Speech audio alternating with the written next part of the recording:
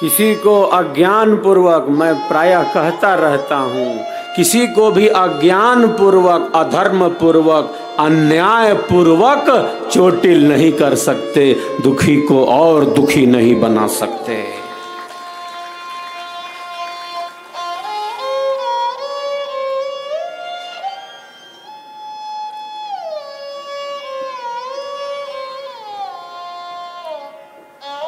साधक के अंदर करुणा भाव है, साधक के अंदर करुणा का भाव है, करुणा का भाव है।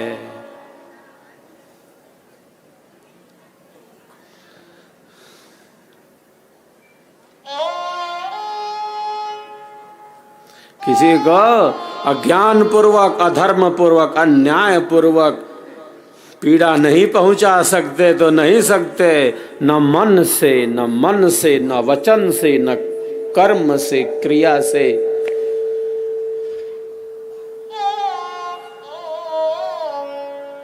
तीनों में से किसी से नहीं। न मन से, न वचन से, न कर्म से। मनस्सेकम वचस्सेकम, मनस्सेकम वचस्सेकम, कर्मण्येकम महात्मनः। न मन से, न वचन से, न कर्म से, अज्ञान पूर्वक, अधर्म पूर्वक किसी को पीड़ा नहीं पहुंचा सकते, दुख नहीं दे सकते, अपने स्वार्थ की सिद्धि के लिए।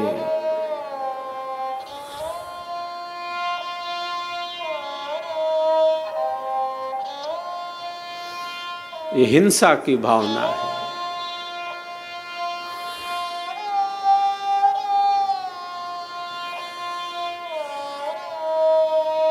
बहुत बार हमने वाणी से कुछ कहा नहीं, अभी न अच्छा बोला न बुरा बोला, अभी वाणी मौन है।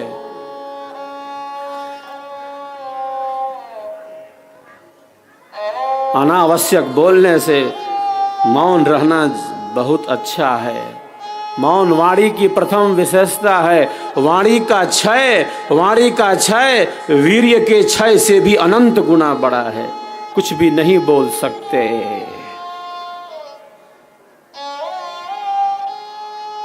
शब्द संहारे बोलिए, शब्द संहारे बोलिए, शब्द के हाथ न पांव। एक शब्द औषधि करे, एक शब्द औषधि करे, एक शब्द करे घाव, एक शब्द करे घाव।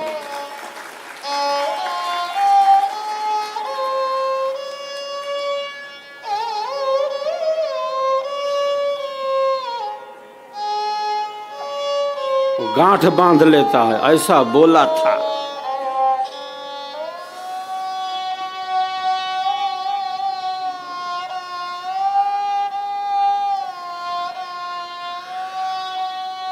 अनियंत्रित मन वाला, अशांत मन वाला, केवल खुद ही अशांत नहीं है, दूसरों को भी जैसे वैसे ही तरंगों को दे रहा है। जो अशांत है, जो अनियंत्रित है, वो केवल खुद ही थोड़ी है, अन्यों तक ऐसी ही किरणों को वो भेज रहा है। बंद कमरे में बैठा व्यक्ति, बंद कमरे में बैठा व्यक्ति अपने विचारों से दूसरों को प्रभावित कर सकता है, प्रभावित कर देता है।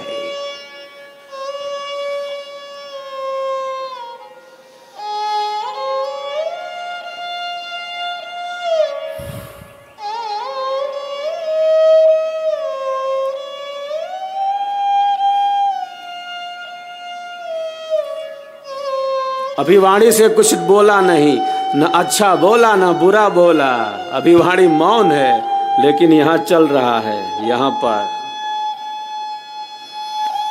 मन में चल रहा है। वाणी से तो कुछ बोला नहीं है, यहाँ चल रहा है।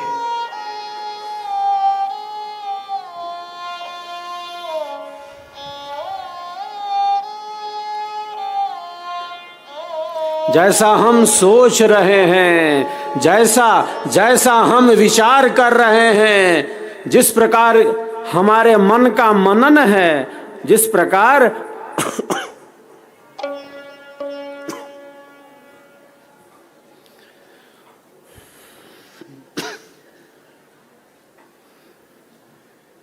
जिस प्रकार हमारे मन का मनन है और केवल हमारे मन का मनन ही नहीं, बुद्धि का विवेचन है। जिस प्रकार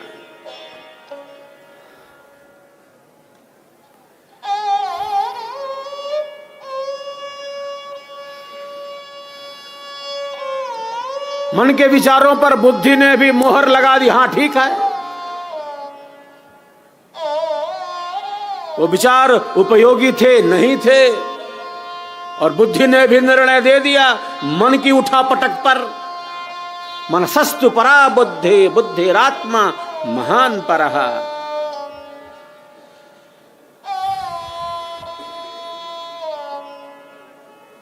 मन की उठापटक पर बुद्धि ने भी मोहर लगा दी। जैसा हमारे मन का मनन है और जिस प्रकार बुद्धि का विवेचन है, भले वाणी से कुछ न बोला हो, क्रिया से शून्य हो, लेकिन मन का संकल्प तत्क्षण ही एक प्रकार के कर्म को उपस्थित कर दे रहा है, एक प्रकार का फल उपस्थित हो जा रहा है।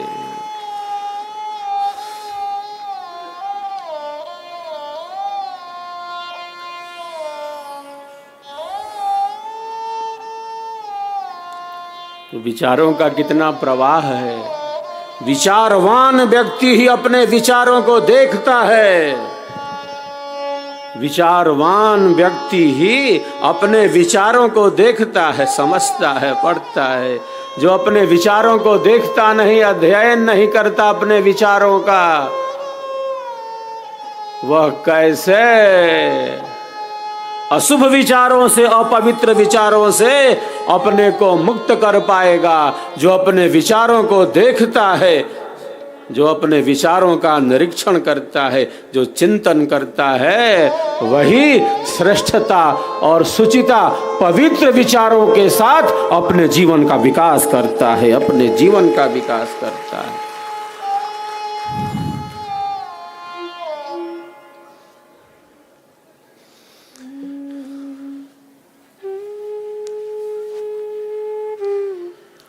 किसी को दुख नहीं दे सकते, न्यायपूर्वक दंड का विधान है, दुख दिया जा सकता है, लेकिन कब? न्यायपूर्वक, धर्मपूर्वक, ज्ञानपूर्वक। जितना दंड हो उतना दंड, न कम न ज्यादा। कर्माध्यक्ष ईश्वर है।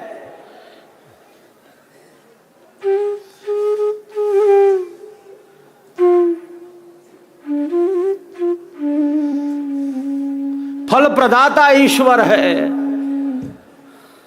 वही हमारे कर्मों का साक्षी है। घोर घने जंगल में अमावस की रात में अकेले बैठा व्यक्ति कोई षड्यंत्र कर रहा है।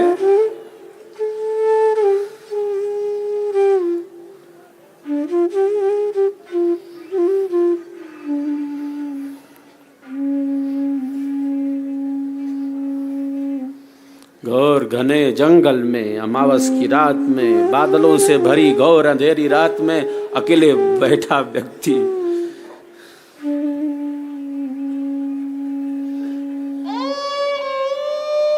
जो भी विचार कर रहा है, कोई नहीं जान रहा।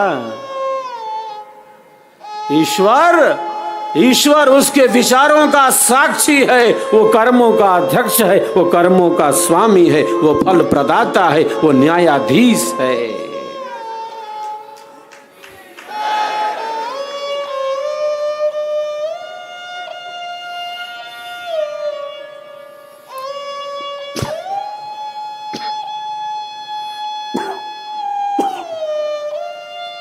उससे बचकर छुपकर किसी भी प्रकार के कर्म का कभी भी संपादन नहीं हो सकता।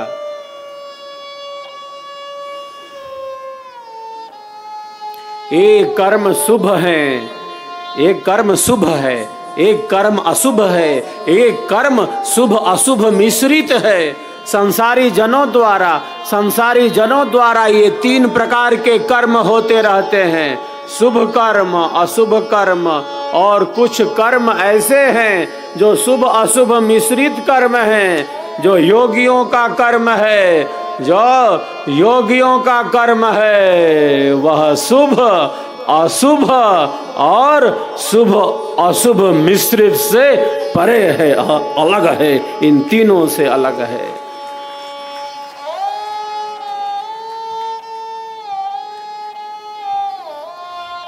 वो अशुक्ल अकृष्ण कर्म है।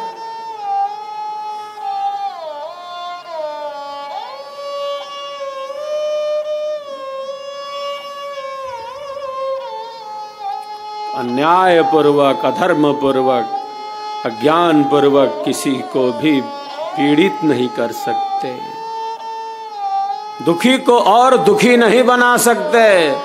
दुखियों का दुख कैसे कम हो, दुखियों का दुख कैसे कम हो, पीड़ितों की पीड़ा कैसे कम हो, हम किस प्रकार से उपयोगी हो सकते हैं, ऐसा चिंतन करने वाला, ऐसा विचार करने वाला, ऐसा कार्य करने वाला जो योगी है वही तो देश समाज राष्ट्र विश्व के लिए उपयोगी है, उपयोगी है।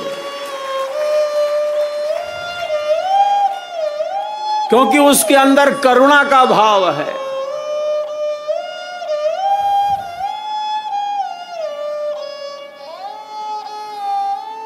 ईर्ष्या द्वेष नहीं है, किसी से घृणा नहीं कर सकता वो। अयोगी की उपेक्षा करनी पड़ती है, अयोगी की उपेक्षा करनी पड़ती है, क्योंकि योगी को अपने संकल्प को पूर्ण करना है। उसकी एक संगति है, उसकी एक महफिल है, उसकी एक मंडली है।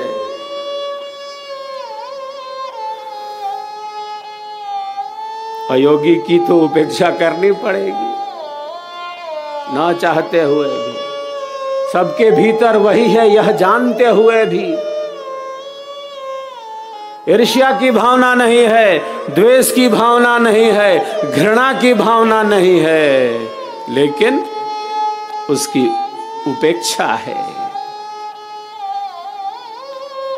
वह उसके भी कल्याण की कामना करता है। जो अयोगी है उसके मन की कैसी भी स्थिति है, बुद्धि की कैसी भी स्थिति है, अरे एक जो साधक है, एक योगी है, उसकी तो सद्बुद्धि की ही कामना करता है, उसके कल्याण का ही चिंतन करता है।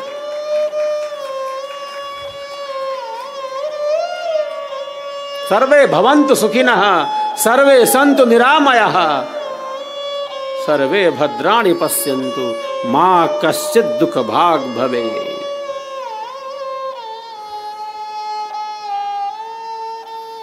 उससे घृणा नहीं कर सकता, उससे घृणा नहीं कर सकता, बस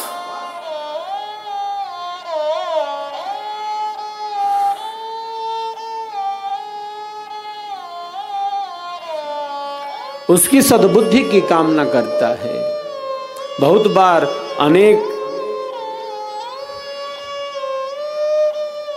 घटनाएं ऐसी होती हैं जब दूसरों को श्रेष्ठ मार्ग पर लाने का प्रयास भी विफल हो जाता है, क्योंकि सबके अपने मन की एक स्थिति है, सबके बुद्धि की अपनी एक स्थिति है, सबके विचारों की एक स्थिति है। सबके भीतर तो वही है जो सबके भीतर उसी को देखता है। आत्मवत् सर्वभूतेषु ततो न विजुगुप्सते, जो सबके भीतर उसी को देखता है, देखने का प्रयत्न करता है, वह किसी से घृणा नहीं कर सकता, किसी से द्वेष नहीं कर सकता, तो उसके कल्याण की कामना कर सकता है और करता है। यह भी एक प्रकार का सेवा भाव है। स्वरवेद में सदगुरु की वाणी क्या कहती है? सुख शांति सबको मिले, दुखियों का दुख कम हो, पीड़ितों की पीड़ा कम हो, सुख शांति सबको मिले, यह उपदेश हमार सारा सारा विश्व हमारा है, हम हैं सब संसार, हम हैं सब संसार। स्वरवेद की वाणियों का हम श्रवण करते हैं। घड़ी की सुई बहुत तेजी से आगे बढ़ती जा रही है, अभी तक हमने इन वाणियों का श्रवण नहीं किया है। सद्गुरु के स्वर वेद में ही अनंत शक्ति है, इसके प्रकाश में ही एक साधक और साधिका के जीवन का आध्यात्मिक विकास होता है, आध्यात्मिक विकास होता है। मैं बराबर कहता रहता हूँ, स्वरवेद के प्रकाश है, स्वरवेद के प्रकाश से अपने जीवन का आध्यात्मिक कल्याण करते चलें, प्रकाश के पथ पर गतिमान रहें, आगे बढ़ते रहें। जिस प्रकार वृक्ष के मूल में जल सिंचन करने से सारा वृक्ष हरा भरा पल्लवित पुष्पित हो जाता है, वृक्ष के मूल में जल सिंचन करने से, उसी प्रकार एकमात्र स्वर वेद के स्वाध्याय से, सेवा भाव से, सत्संग से, साधना से मानव के जीवन का पूर्ण आध्यात्मिक विकास होने लगता है, पूर्ण विकास होने लगता है। तन्मय होकर इन दिव्य वाणियों का हम श्रवण करते हैं।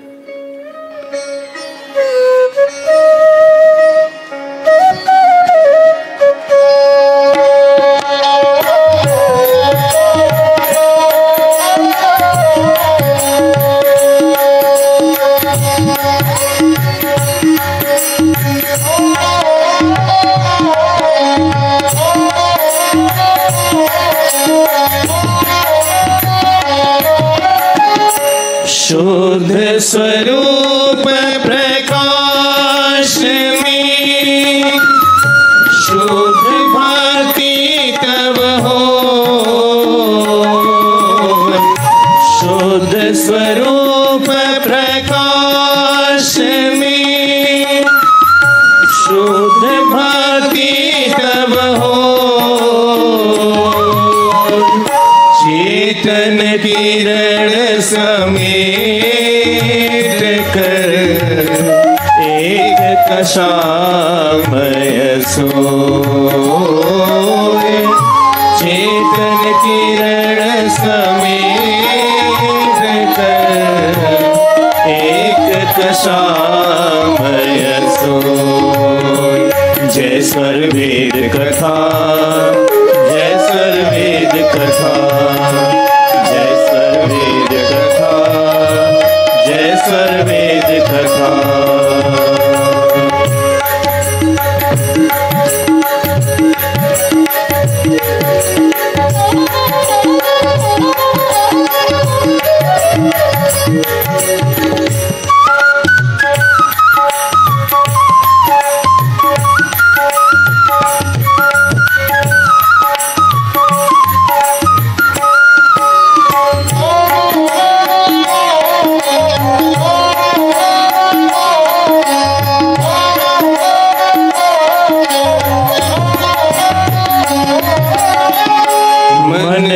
पवन को बांध के कारण की नवली,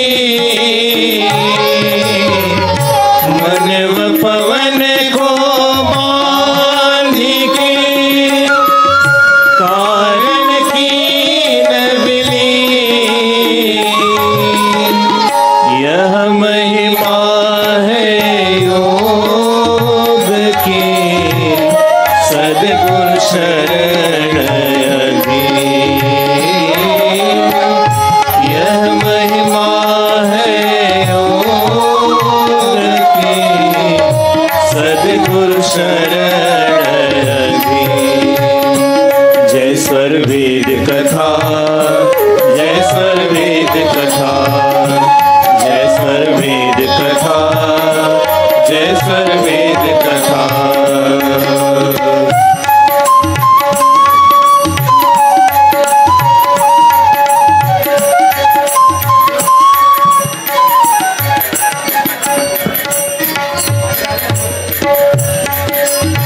बोलिए सदगुरुदेव भगवान की।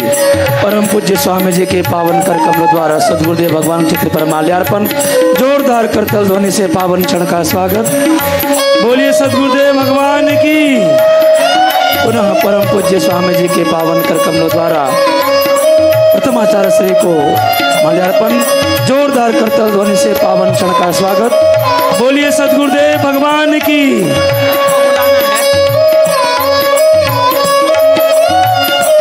इसी पावन दिव्यता में सदगुरुदेव भगवान सभी अध्यात्म पिपासुओं को शुभाशीष आशीर्वाद प्रदान करते हुए